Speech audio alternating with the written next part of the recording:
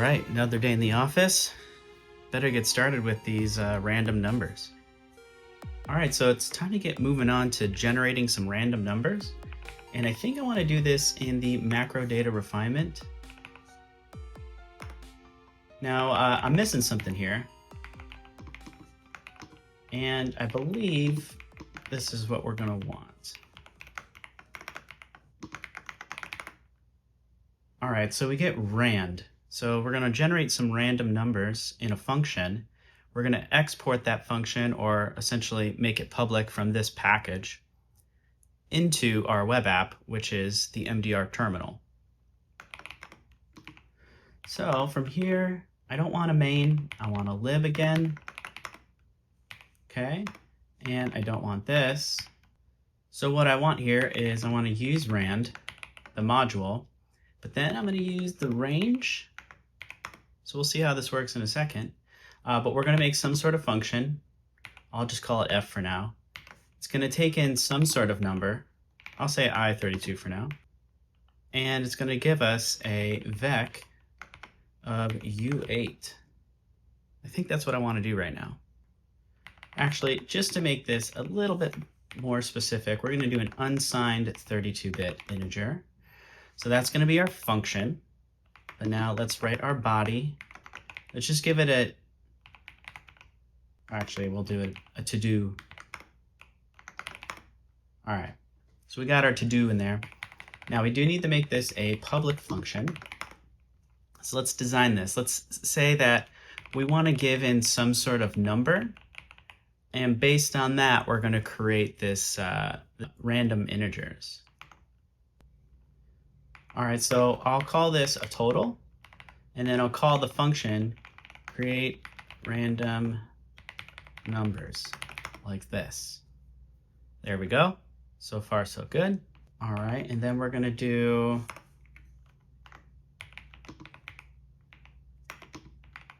some sort of range from the rand. Now we're going to use thread range here. So retrieve the lazily instantiated thread local number generator seeded by the system. So let's use this local range that we have here. So I'll call this the bounds. So we'll go from 0 through the total. Now the next thing we're going to do is we're actually going to take all these numbers and generate a random number for as many occurrences that are in this range. So what I'll say are, given the bounds, okay, we're going to map over it. And our map is our callback, right? But we're not going to use what's passed in. We don't really need that number. We just need it to happen this many times. So that's where we're getting this from. So we're going to use this range dot gen, and then we're going to say somewhere within the range, okay? This is where we choose what we want. So like in this case, we want 0, 1, 2, 3, 4, 5, 6, 7, 8, 9. We don't want any double digits. So in that case, that's where we do 0 up to, but not including 10. And then to finish this up and return it, we'll just use collect, like so. All right, so that should be our implementation.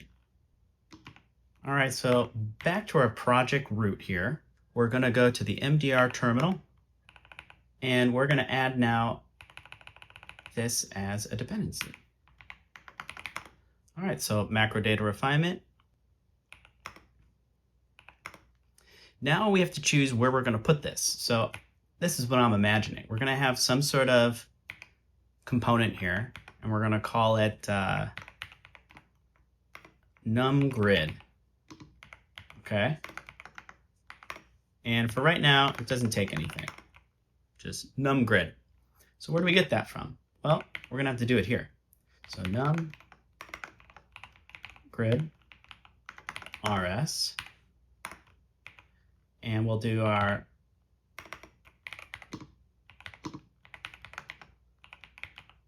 numGrid returns HTML.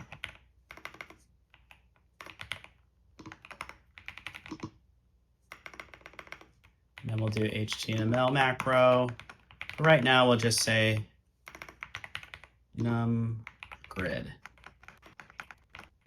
Now, of course, to get this all ready for us to go in the other file, we're going to have to pull in HTML. So in this case, we're saying u, but then we're pulling in the function, okay? And then we're pulling in HTML there. That way we can use the HTML macro that is down below. Now, again, you might have seen this before. We're not getting this in the module tree. So what does that mean? Well, we're just going to go to app. We're going to use it in here. So we'll just say mod num grid, okay? Then we're going to say use num grid, but then we're going to get the capital num grid. And how do we make this work? Well, go here and we say function component num grid like so. So one more thing I want to do here, if I'm going to do this, single file module style stuff, do a librs, and then I do pub mod num grid like so. And then within here, I can get the number grid, and we should be good. Let's just double check. It's good to stop and rerun your application. See if we have any issues. Cargo, start. All right, so I don't see our number grid. Let's figure out why. Let's inspect the page. Look at the body, look at main. Yep, no number grid. So let's figure it out. Just to be sure our local server is running and taking our updates, I'm going to add this in here, this just hello. Ah, yes. So we have some issues here. So HTML build pipeline failed. All right, troubleshooted by just doing cargo build, and I made a mistake here. I didn't put this in a string. So let's go do that real quick, and we'll move on. All right, so here we go.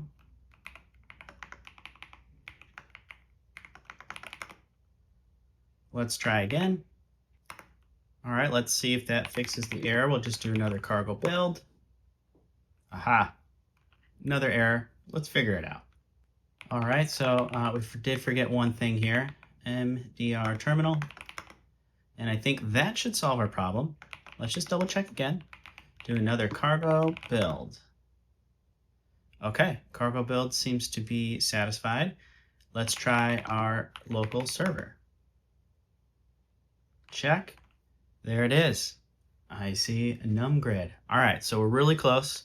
Now let's just format this real quick. I'm gonna power through some HTML with some loops, and then we'll take a look and review it.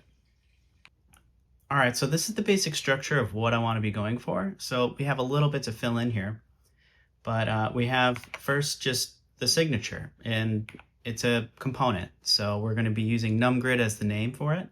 So that's why I also named the function this way as well. And then we're going to return some HTML. We're going to create a grid. So we'll do that implementation in a second. Then we're just going to do a little bit of style so that the grid just expands to the parent's width. And then we do the HTML. So right now we're going to wrap this in a div just to give us some sort of division amongst all the other components that are in the DOM. And then we have a table. So this is a semantic HTML element, and we're going to put our styles into that. Then we're actually going to be doing some sort of looping here on create row layout HTML. And we'll show what that looks like as well. But first things first, let's fix this CSS issue, because that one's easy. Use stylist CSS. Okay, 1 down, 2 to go. Now let's do create number or create grid. This is maybe the more interesting one. All right, we're placing it down here. So then we'll use from macro data refinement, create our random numbers. So let's look at this here. We have a result, which is just going to be a mutable vector. Then we're going to loop through that however many times we say for the input, so X and Y. That's the idea.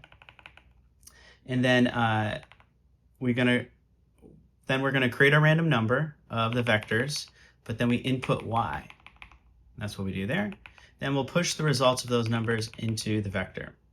And what we're essentially creating is a matrices, so it's just a vector of vectors of U8. That's the idea. Now the next part here is creating the row layout in HTML. So let's do that. All right, now just push it down here. All right, so here it is. I'm going to create a row layout. And there's our grid that we have. Then we're going to do some HTML. And then this is how we're going to do our for loop, iterating over multiple HTML elements. So we have our grid. We'll take an iterator from that, and then we're going to map over. And then we'll get the I, which in this case is just a borrowed item. And we create a row of HTML. And then here I am going to vec because I just want it to be something that is owned, that can be consumed by create row HTML. All right, so I have the create row HTML here, and this is where it's just going to be a TR. See that TR element here on line 29. And then we're going to create an HTML cell from K. What is K? That is our U8. So that's what we're doing here with the row data. So it's another way to write the for instead of all in one line. I've put it on multiple lines here. So now let's implement the create cell. All right, so here I am creating the cell on line 39 here. And I got the content to be the U8, right? I pass that in. And then I do another couple little styles here. So we'll see how that looks in the end. And remember what this makes here, but this is a styled source, right? So it's just for this one component. And it's a TD, so table data. Give it the class, and then give it the content. Very, very simple there.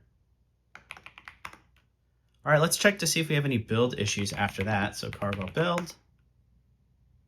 Nope. All right, let's run this and let's see what we get.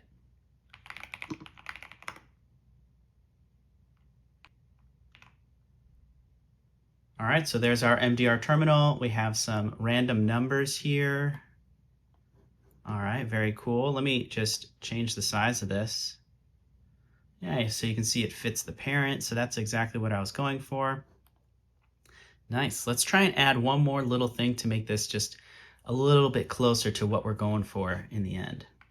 All right, so I want the cells to actually kind of like pop out like some sort of like transform.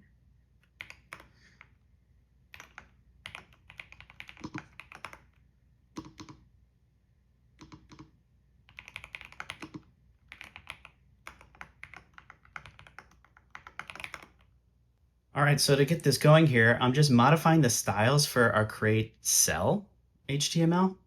And we use this ampersand because we're saying this. This is a SAS syntax that I'm used to.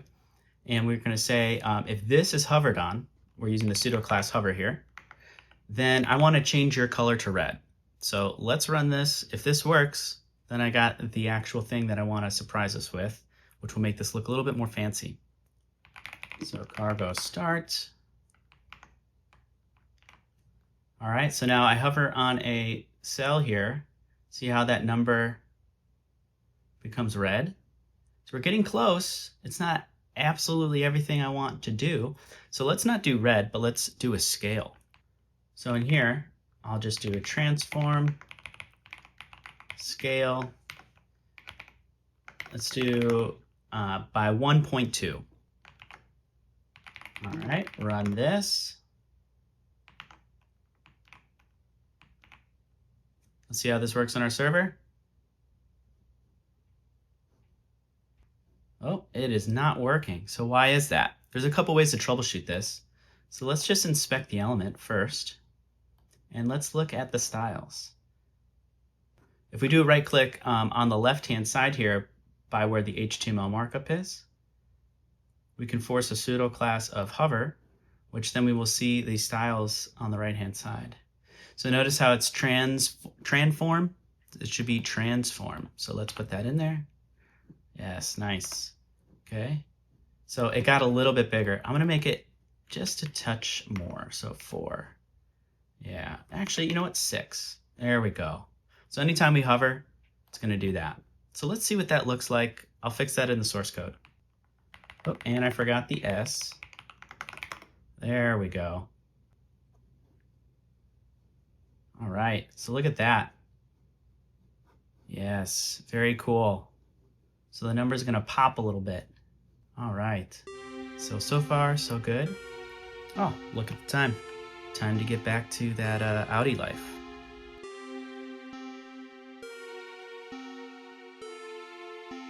All right, if you guys have any questions, leave them in the comments below. And if you're looking forward to seeing a little bit more of this, also let me know.